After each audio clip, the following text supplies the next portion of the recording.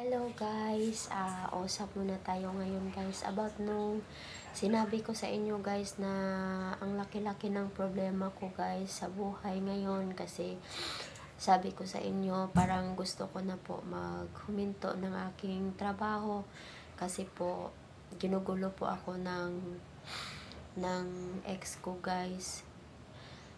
So, dati kasi guys, anong nakaraang araw, takot na takot yung mga anak ko na baka daw ano ang mangyari sa akin sa duty ko. So, gusto nila daw na pahintuhin na lang ako kasi yung ex ko guys, almost 1 year na nawala kami. Tapos, nung nakita niya na may bago akong asawa ngayon, nakita niya na naka-profile kami dalawa ni Mike sa Facebook, naghahabol siya guys. Naka-block yan sa Facebook ko guys, sa Messenger ko. Ilang beses siya gumagawa ng paraan na ma-message niya ako. Lahat ng mga ginagawa niya na Facebook account guys, naka-block yan sa akin. So, kasi sobrang palagi niya ako guys sinasaktan. Tapos sobra napakababaero niya guys. Kung magselos ako, tinututok niya sa akin yung kutsilyo dito pa sa liig guys.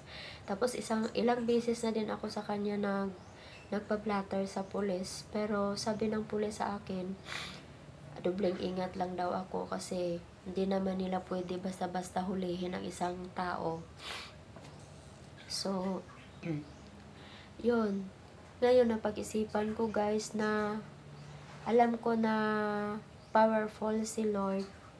Hindi naman talaga ako pabayaan ni Lord na sama-samang tao kasi alam naman ni Lord yung ugali niya, napakasamang tao siya. Kahit hindi kami niyan guys, hindi kami niyan kasal, kumbaga pangalawang partner ko lang siya kasi may unang asawa ako, kasal kami noon. Ang unang asawa ko, siya yung tatay, ama ng mga anak, ng 3 kong anak. Nagkahiwalay din kami guys kasi may babae siya. Pero ngayon may 3 anak na siya. Hindi na yan humahabol, kumbaga kung minsan tumutulong na lang siya sa akin sa pag-aaral ng 3 naming anak, nagbibigay, pero kunti-kunti lang din guys kasi may 3 anak na siya at malalaki na din yung mga anak niya dun sa labas. Tapos after 12 years na naghiwalay kami, nakapag-asawa ako niyan sa ex ko na pangalawa. Nakapangasawa ako, 4 years kami niyan. Pero puro pasakit lang lahat guys. Sinasaktan ako palagi. Yung buho ko, ginaganito. Ginagamitan ako ng kutsilyo pag nag-away kami.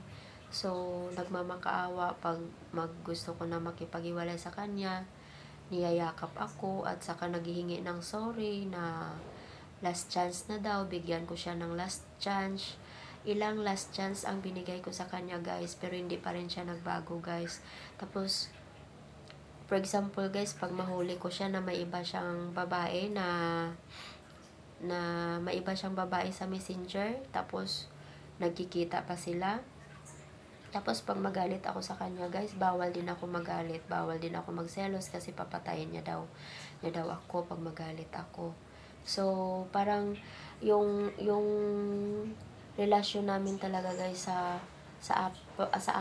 malapit 4 na taon, puro toxic lang yung binigay niya sa akin. Tapos nung kami pa guys, hindi naman sa nagmamayabang ako guys, parang ramdam ko ako yung bumubuhay sa kanya. Kasi wala siyang trabaho. Ako yung bumubuhay sa kanya. Kasi may trabaho ako guys. Kahit maliit lang yung sahod ko as a lady guard. Pero, ako yung bumubuhay sa kanya. Tapos, mahilig pa siya mambabae. Tapos, pag bawal ako magalit, gusto niya siya lang magselos. Gusto niya siya lang lahat. Bawal ako magalit sa kanya, bawal ako magselos. Pero siya guys, kahit wala akong kasalanan, buong araw hanggang gabi andyan lang ako sa trabaho kasi 11 hours sometimes sa trabaho, 12 hours. Siya, kung saan-saan siya gumagala kasi may motor siya. Tapos, kaya napag-isipan ko talaga na bakit kailangan ko magtiis sa ganyang tao. So, nakipaghiwalay ako sa kanya guys nung last, nag 1 year na ngayon guys. Hindi ko akalain guys na andyan na naman siya, nag-message na naman siya nung nakaraang araw. Sabi ko nga sa inyo noong isa kong video na nung nakaraang araw na video ko na doon siya nag-message sa kapatid ko at sa panganay ko na anak na kahit saan daw Robinson hanapin niya ako, at saka parang nag-threat pa na may masama siyang gagawin sa akin kasi hanapin niya daw ako kahit saan pa daw ako magtago. Bakit kailangan ko naman magtago sa kanya guys? Wala naman akong kasalanan sa kanya at saka hindi naman kami kasal. Dapat mahiya din siya na ganyan siya sa akin. Tapos, dati kasi nakahiram kami ng pera sa kanyang kapatid. Pero hindi yon kasalanan ko guys. Kasalanan niya din yon. Kasi pinahinto niya ako sa trabaho kasi sabi niya, mag na lang daw, magtinda-tinda kami ng isda. Siya daw bahala. So, yung pera na hiniram niya sa kapatid niya, naubos yan lahat guys. Kasi yung mga isda na binili namin, wala yun,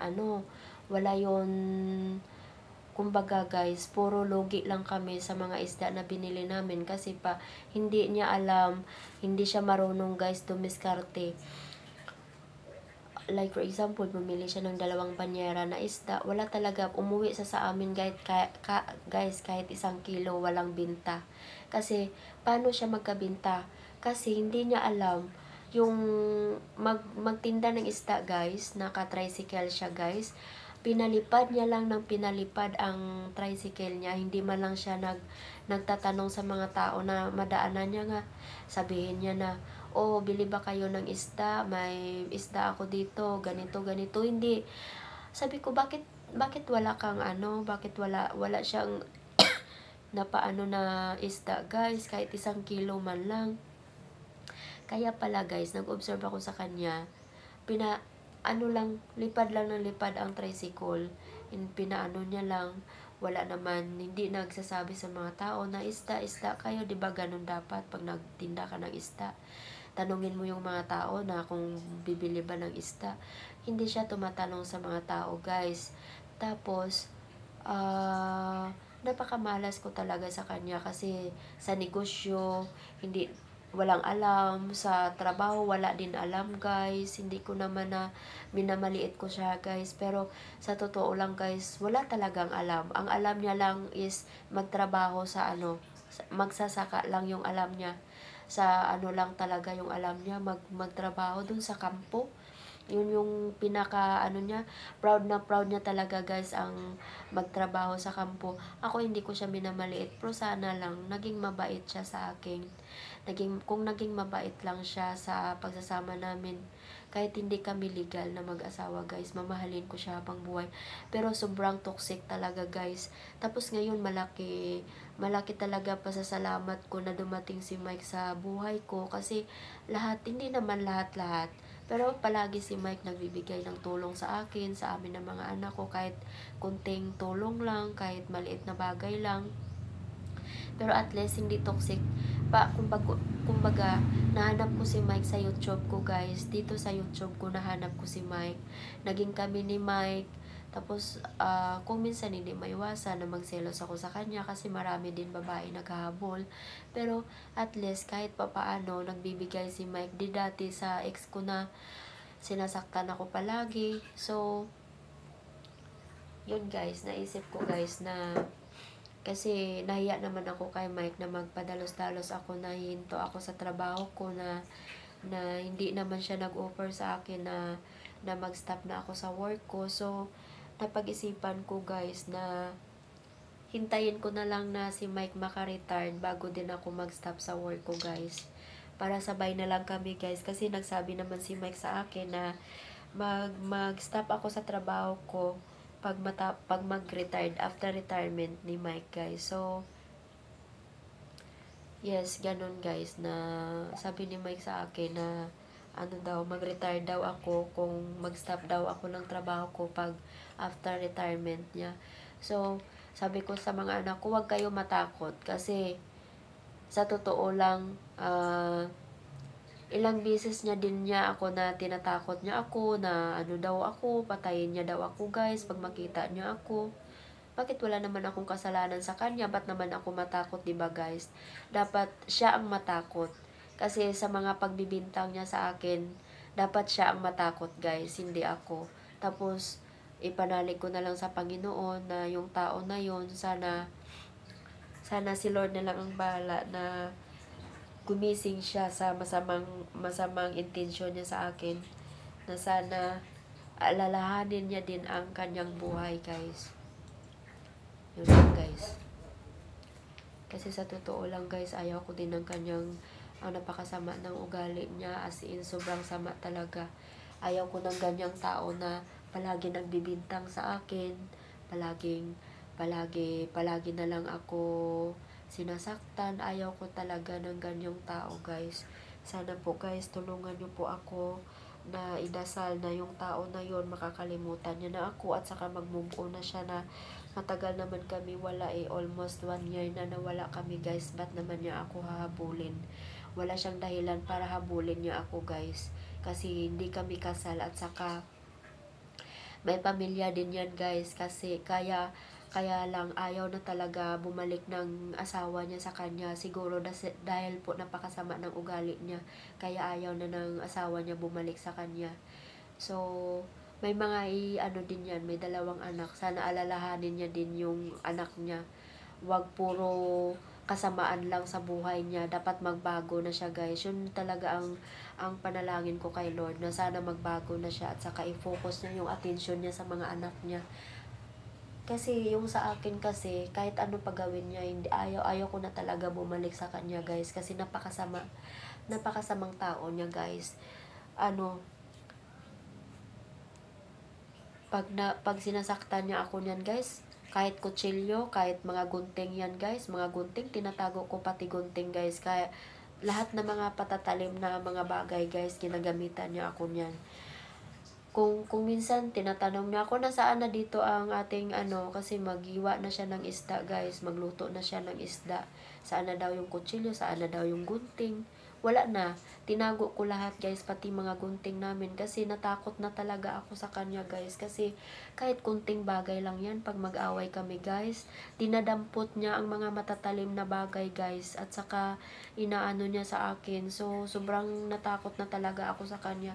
Tapos kahit sino naman siguro, napakasama ng ugali ng asawa. Hindi naman matawag na asawa yan guys, kasi hindi naman kami, malapit nga kami 4 na taon, pero di naman matawag na asawa yan. Asawa ba tawag doon na binubugbog ka palagi, binubugbog ka, sinasaktan ka kahit walang karason-rason? Pag mahuli ko yan guys na may kachat guys, ilalaban pa yung niya, yung ako pa yung mali. Tapos i-chat ko yung babae niya guys, sinasaktan niya din ako, kasi wag ko daw hayaan ko lang daw siya sa babae niya. Wag ko daw i-chat yung babae niya. Dapat instead na ako yung kaawaan niya, instead na ako yung kampihan niya, yung kampihan niya yung babae niya. So nako guys, kaya sabi ko sa self ko, ba't naman ako magpa-apekto sa kanya? Walang dahilan na lahat ng mga pagbibintang niya sa akin, lahat ng mga threat niya sa akin, hindi ako dapat matakot guys. Dapat manalig talaga ako kay Lord, kasi wala naman akong kasalanan, at saka hindi ko naman siya hiwalayan kung hindi masama ang ugali niya. Bago kami ni Mike guys, 1 year na kami wala. 1 year na kami, hindi kami nagkukontak sa Messenger. 1 year na. Tapos, ngayon, nahabol-habol siya sa akin na nakita niya na meron na akong Mike sa buhay ko. Ay nako, kahit ano gawin niya guys, hindi na talaga ako babalik sa kanya. At saka, hindi rason na tumigil ako sa trabaho ko nang dahil sa kanya. Kasi, hindi talaga pwede na titigil ako guys, kahit sabi ng mga anak ko, nanay, natakot na kami, baka ano gawin sa'yo. Kasi kung minsan gabi na yung uwian ko guys, so sabi ko sa kanila, wag kayong matakot. Tulungan nyo na lang ako ipagdasal na yung tao na yon, si Lord na bahala, na i-control niya yung masamang gawain. Kasi kahit ano gawin niya guys sa buhay, hindi siya maging masaya pag palagi siya ganyan. Pag palagi ganyan kasama ang ugali niya guys, alam ko hindi siya maging masaya. Dapat magbago na siya sa buhay niya. Para at least malay niya kung magbago siya sa buhay niya, balang araw babalikan siya ng asawa niya, mabuo niya lahat, mabuo niya uli ang pagsasama nila ng asawa niya, ng dalawa niyang anak. Pag ganyan lang siya palagi, sigurado walang pagbabago na tao, sigurado naku po, walang asinso yan klaseng tao na yan kasi napakasama talaga ng ugali.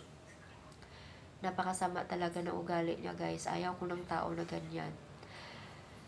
So, advice guys, kung hihinto ba talaga ako sa trabaho, kasi ako guys, hindi na ako natakot sa kanya, nanalig ako sa buong panalig talaga sa kay Lord na hindi ako masaktan ng tao na yan, kasi si Lord talaga ang may malakas na si Lord talaga ang powerful guys. So, sa may awa sa akin o may concern sa akin, advice kung patulong naman guys kung ano ang gagawin ko kasi maraming nag-comment sa akin, maraming nagsabi na ipablatter ko. Ilang beses ko na kasi yan napablatter, pero sabi lang ng pulis sa akin, may record lang siya dito sa amin kung ano mangyari sa'yo, pero doble ingat lang daw ako. So yun guys, napag-isipan ko, sabi ko hindi na lang ako hihinto sa trabaho ko, si Lord na lang ang bahala sa akin. At saka gabi-gabi sana sa pag-uwi ko galing work, sana safe and secure lang ako guys. That's the end of my story guys. See you tomorrow in my live stream. See you after my duty guys, my live stream. Bye bye guys, thank you for watching.